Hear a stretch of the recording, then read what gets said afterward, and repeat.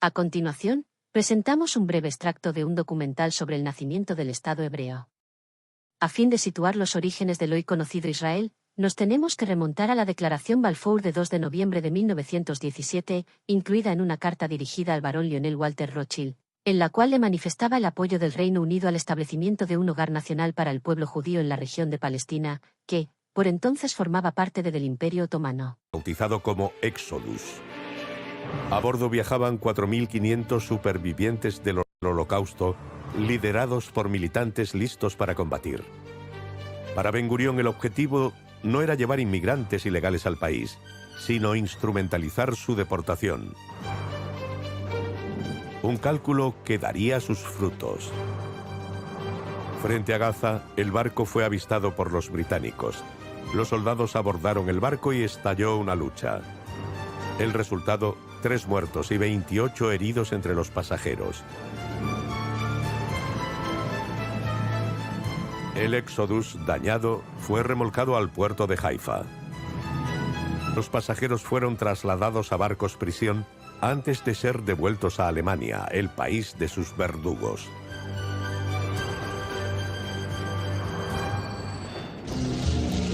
A su regreso a Nueva York, la comisión entregó sus conclusiones. Las recomendaciones eran poner fin al mandato británico, dividir Palestina en 2 estados independientes, uno judío y otro árabe, y hacer de Jerusalén, la ciudad santa de las 3 religiones, una zona internacional. Transjordania, Egipto, Siria e Irak amenazaron con una intervención militar si se aprobaba la partición. La posibilidad de un levantamiento en el mundo árabe era una realidad.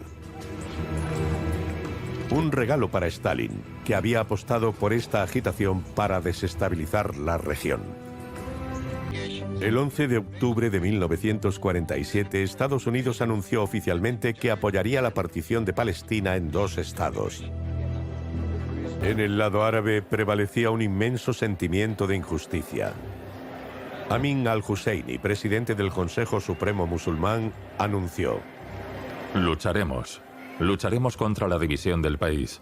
No aceptaremos ningún acuerdo. Miles de palestinos se organizaron. Atacaron asentamientos judíos. Los estados árabes se preparaban para atacar en cuanto saliera el último soldado británico. Tenían tanques y aviones. Ben Gurión no tenía nada.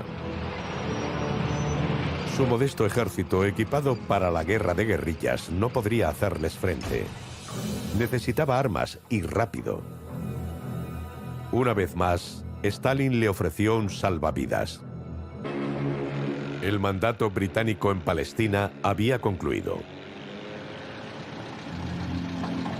A las 4 de la tarde del 14 de mayo de 1948, David Ben Gurión proclamó el nacimiento del Estado judío.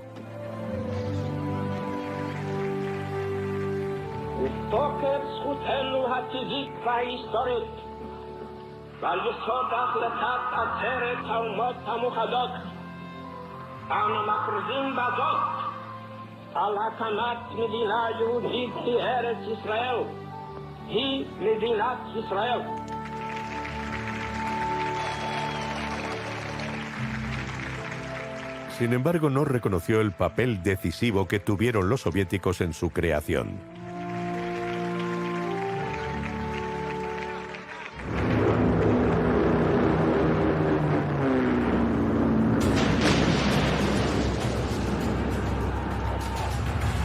Al día siguiente, al amanecer, las fuerzas árabes atacaron el territorio del Estado recién nacido.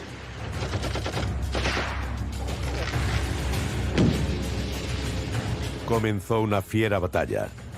Pero gracias a las armas suministradas por los checos, el ejército israelí estaba preparado para soportar el choque. A medida que avanzaban las tropas israelíes, iban tomando los pueblos árabes uno a uno. Los árabes que quedaban fueron expulsados mediante la violencia o la intimidación.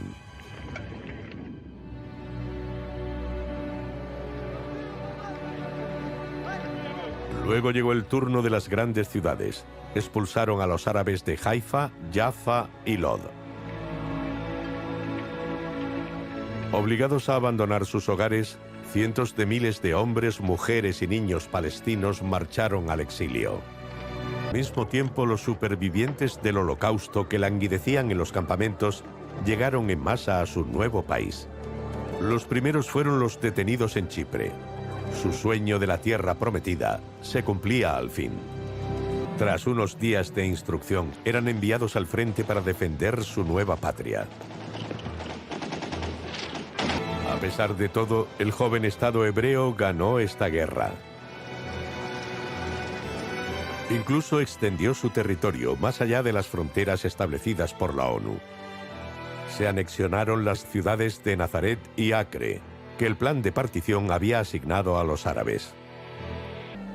Los 750.000 árabes desposeídos, hacinados en los campamentos de Gaza y Cisjordania, nunca regresaron. Su derecho a volver se discutió en la ONU, pero Israel se negó a acogerlos, respaldado por Moscú, que siempre lo apoyó e impuso su veto. Ben-Gurión le escribió a Stalin: Nuestro pueblo nunca olvidará la ayuda de la URSS, ni su leal apoyo a Israel en su lucha por la independencia en su patria histórica.